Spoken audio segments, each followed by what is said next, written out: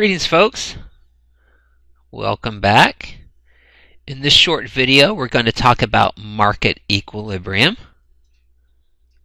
Some of the basic concepts of equilibrium. You have buyers that make up the demand side of the market. You have sellers that are the supply side. And equilibrium occurs at the price where quantity supplied, that's the amount that sellers are willing and able to sell, equals quantity demanded. That's the amount that buyers are willing and able to purchase. So there were a number of factors that influence demand and supply. If you look at the demand side, things like the number of buyers, income, tastes and preferences, price of related goods. This is where we talked about complements and substitutes, and then expectations about the future. The factors that would affect supply would be the number of sellers, the input prices, the technology, and then also expectations about the future. So now we can combine the forces of demand and supply and look at the equilibrium for our little pizza economy here. We have our demand curve, downward sloping, illustrating the law of demand. Remember, you got price on the y, quantity on the x-axis. Your supply curve, upward sloping, reflects the law of supply. In other words, there's a direct relationship between price and quantity supplied. So as price goes up, quantity supplied goes up as well. Here's the equilibrium price.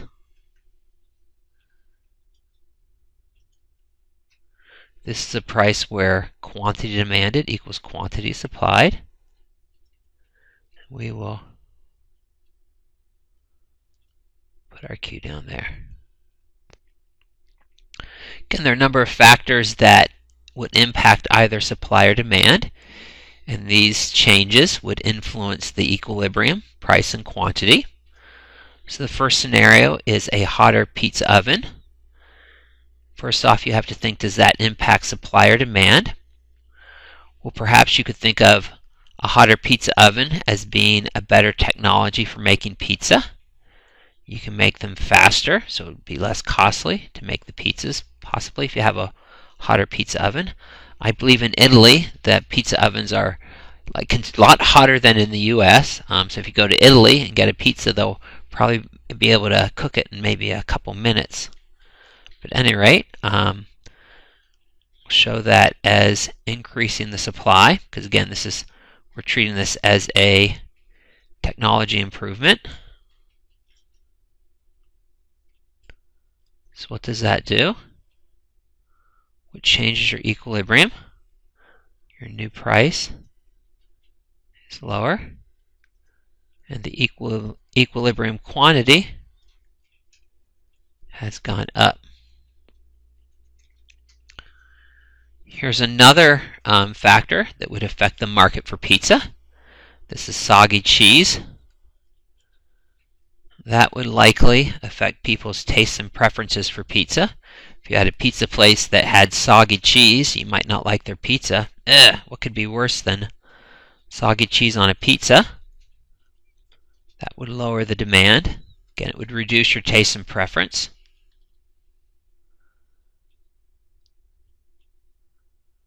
So that lowers the equilibrium price and the equilibrium quantity.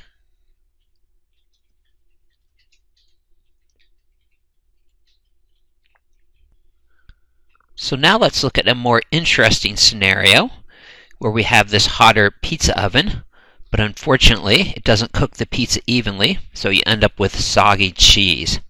So we have two events that we want to look at. So of course the hotter pizza oven is a technology that helps you make the pizza quicker. So that increases the supply. But unfortunately, this unfortunate side effect of the hotter pizza oven is it doesn't cook the pizza evenly. So we end up with the soggy cheese. That affects the demand. reduces the demand curve. So where's our new equilibrium?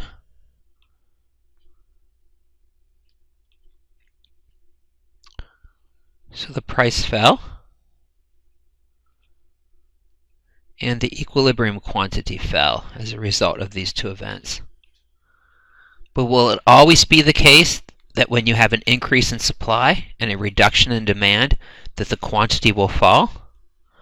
Well, let's see here.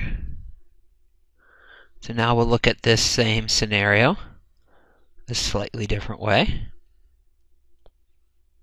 So we have our increase in supply from the new technology, the hotter pizza oven.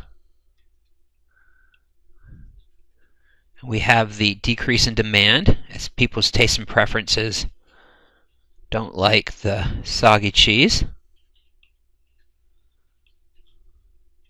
So now we'll see where that places our new equilibrium.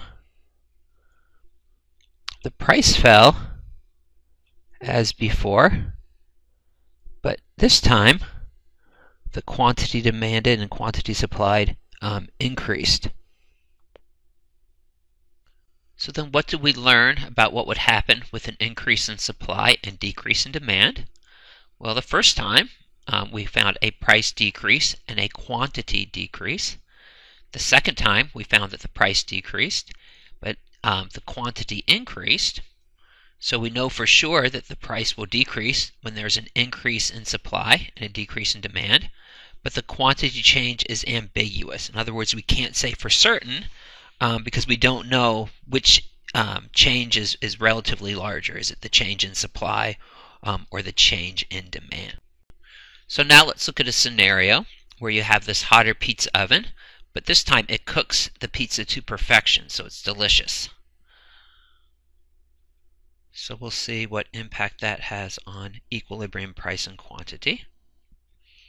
So you have your technology change,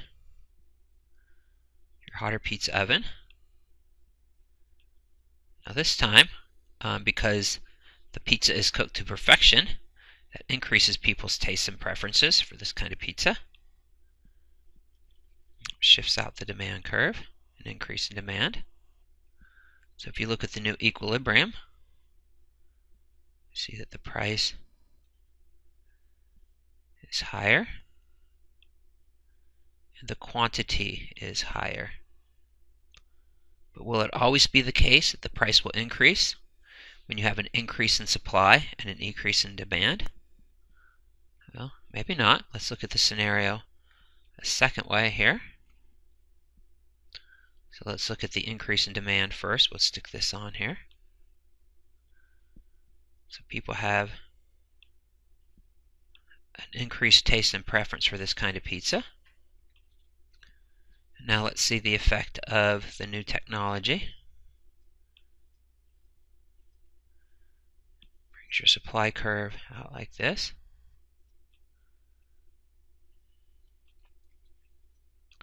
So where's our new equilibrium?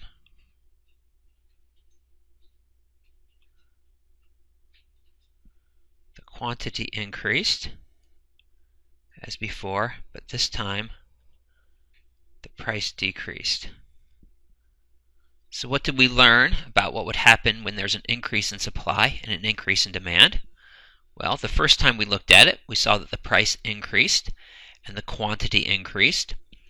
But the second time, the equilibrium price fell along with an increase in the equilibrium quantity.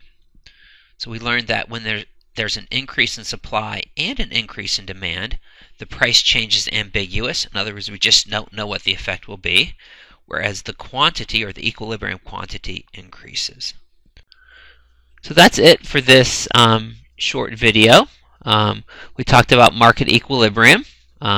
The steps you follow is the first thing you do is you think about whether the event affects demand or supply. We also looked at some interesting scenarios where you have events affecting both demand and supply. Then you shift the curves. You have to think about the right direction to shift the curve, whether the event is increasing demand or supply or decreasing demand or supply. And then you just see what happens. So this is this market equilibrium is a very versatile tool. You can study the effect of all sorts of events and scenarios on labor markets if you want to look at the demand and supply of labor, or you could look at markets for goods and services like we did. We looked at the market for pizza. But again, it's a very good tool for just thinking more about what's happening in the world around you. So that's it for market equilibrium, and we'll see you next time.